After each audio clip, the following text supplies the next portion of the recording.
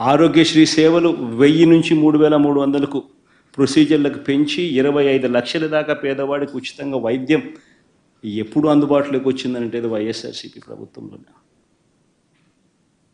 ఆరోగ్య ఆసరా ఎప్పుడు వచ్చిందంటే అది వైఎస్ఆర్సీపీ ప్రభుత్వంలోనే.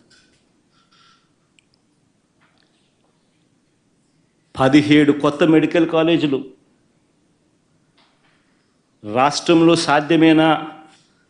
ప్రతి పార్లమెంటు నియోజకవర్గంలోనూ ఒక మెడికల్ కాలేజ్ తీసుకొని రావడం, టెరిషరీ కేర్ను అవైలబుల్గా తీసుకొని వచ్చే కార్యక్రమం జరుగుతుందా, జరగగలుగుతుందా అని అంటే సాధ్యం చేసి చూపించింది కూడా వైఎస్ఆర్సీపీ ప్రభుత్వంలో.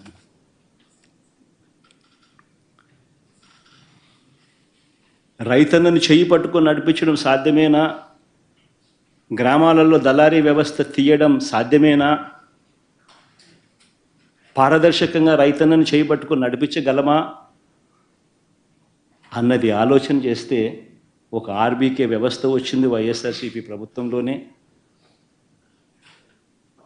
ఈ క్రాప్ వచ్చింది వైఎస్ఆర్సీపీ ప్రభుత్వంలోనే. ఈ క్రాప్ ద్వారా పారదర్శకంగా ఉచిత పంటల బీమా తీసుకొచ్చింది వైఎస్ఆర్సీపీ ప్రభుత్వంలోనే.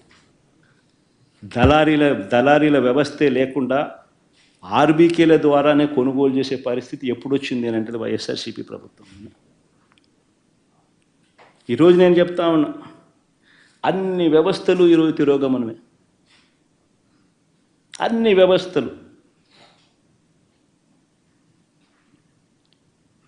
ఈరోజు రైతన్నలు ఈరోజు ధాన్యం కొనుగోలు కార్యక్రమం ప్రతి రైతు కూడా 1720 రూపాయలు బస్తా అయితే ఎంఎస్పి ప్రకారం రావాల్సిన రేట్ అయితే 3 నుంచి 400 రూపాయలు తక్కువ రేటుకు ఈరోజు రైతు అమ్ముకోవాల్సిన పరిస్థితి. ధాన్యం కొనుగోలు చేయాల్సిన సమయంలో కొనుగోలు చేయడం లేదు. రైతుల దగ్గర నుంచి ధాన్యం దళారీలు కొంటా ఉన్నారు కనీసం 300 రూపాయల నుంచి 400 రూపాయలు తక్కువ రేటుకు. ఈరోజు పరిస్థితి.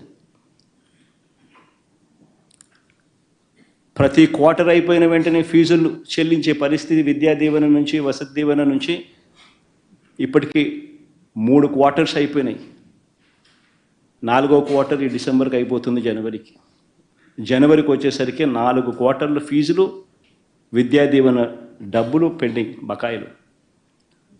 పిల్లలను కాలేజీలకు రానివ్వడం లేదు. కాలేజీ యాజమాన్యాలు పిల్లలను వెనక్కి పంపించే కార్యక్రమం జరుగుతూ ఉంది.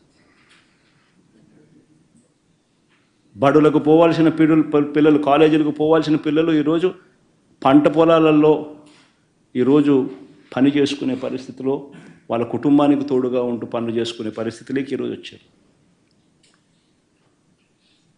2800 కోట్ల రూపాయలు విద్యా దీవెన బకాయిలు, ఫీజు రీయింబర్స్మెంట్ బకాయిలు. 1100 కోట్ల రూపాయలు వసతి దీవెన బకాయిలు. ఆరోగ్యశ్రీ బిల్సు నెట్వర్క్ హాస్పిటల్స్కి ఇవ్వాల్సింది మార్చి నుంచి పెండింగ్. 2200 కోట్ల రూపాయలు దాటాయి బకాయిలు. ఆరోగ్య ఆసరా ఊసే లేదు.